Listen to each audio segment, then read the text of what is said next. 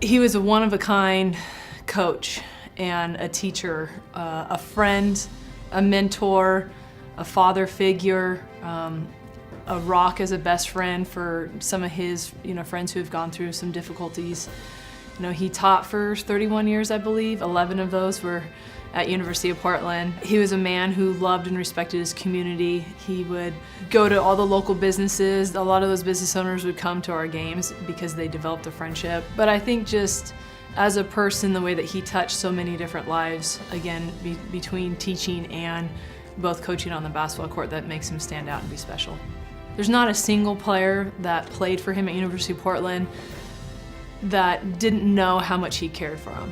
And when you know how much your coach cares for you, you're willing to kind of go through that extra adversity and you work beyond those hardships because you want to make that person proud. And I think he had that type of effect on the players. He's very young at heart. We would have a running consequence of doing line sprints, and he'd lace up and he would oftentimes run the line sprints with the team. We made sure they had the defibrillator ready and handy just in case, because his face would get quite red at the end of running. Always shooting jump shots before games, before practice, shoot-arounds. He just loved to get out there and kind of show what he had. I really want to thank you for allowing me to be a part of your life for the last 3 years. You've spent a lot of time mentoring me. I'm forever appreciative of the opportunity that you've given me. I love you, and I'm so glad that I get to stay in your life as we see each other at games. On behalf of the University of Portland, it's my pleasure to induct Jim Sollars into the 2015 WCC Hall of Honor class. Actually, they couldn't find anyone to speak on my behalf. It's not really a technical problem, but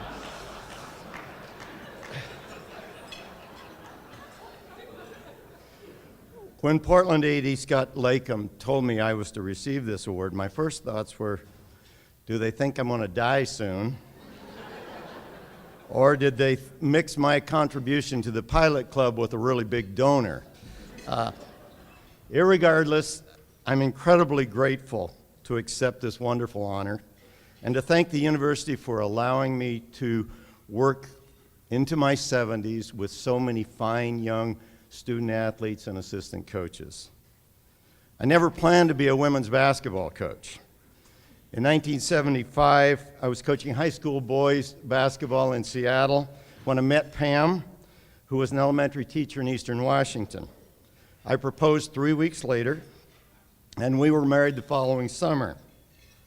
Meanwhile, I applied for a job teaching history and coaching women's basketball at Wenatchee Valley College, near where she taught. I interviewed during our honeymoon and was offered the job by the AD at Wenatchee, Don Schoening, whose vision for women's sports really predated the enforcement of Title IX. He gave me 10 scholarships and 10 jobs, about twice what anybody else in the Northwest had at that time. It was certainly a nice jump start to my 38-year career in women's basketball. From 1976 to 2014, I coached approximately 1,100 basketball games. I clearly remember only about 10 great wins and about 10 horrible losses. The other 1,000 plus are just kind of a blur, frankly. What I do remember clearly are the great long-term friendships that came from coaching at U of P and in the WCC. I obviously can't list everyone, but I want to mention those who have been friends for 20 plus years, many of whom are here today. At the University of Portland, administrators Joe Etzel, who was my boss for 18 years, Buzz Stroud, Pat Sweeney, Kathy Scoba, and Mary Vernig. Soccer coaches Clive Charles and Bill Irwin. Baseball coaches Terry Polaris, Chris Sperry, and the legendary track coach Rob Connor. Competing in the WCC helped create friendships in other schools as well. At Gonzaga, Mike Roth, Oliver Pierce, Jerry Krause, and most especially my close friend and former assistant Kelly Graves, who now looks like a duck, but he still thinks he's a zag. At USF, Mary and Bill Nepfel, Lynn Flanagan and Maureen Shakowicz from LMU, and longtime coach at USD, Kathy Marpy. During these years, I also had the privilege of becoming acquainted with and influenced by three of the greatest basketball coaches in WCC history: Dan Fitzgerald from GU, Carol Williams from Santa Clara, and Jack Avina from the University of Portland. They all told wonderful, funny stories and willingly shared their thoughts about coaching basketball. I'm sure they forgot more basketball than most of us will ever know. Undoubtedly, they would have struggled with the current obsession with political correctness, especially Coach Jack Avina. But they showed their passion for teaching and caring for their players that epitomize what great coaches should be.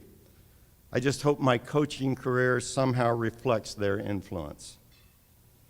Lastly, but most importantly, I want to thank my children, Jill, Ann, Tony, and Abby, and my wife, Pam, for their support of my job. They received some perks, namely being a part of a wonderful university community and collectively receiving 4 degrees from the University of Portland. But they also sacrificed much because of my absences. I missed numerous tennis matches, concerts, high school basketball games, cheerleading, and dance recitals. Family crises seemed to occur while I was on the road. The family dog dying, my son Tony getting his teeth knocked out in a basketball game, the roof leaking during 3-day rainstorm. But my wife Pam somehow handled them all, and I appreciate her from the bottom of my heart. This has been a great event and a wonderful award. My family and I are just thrilled to be a part of it. Thank you very much.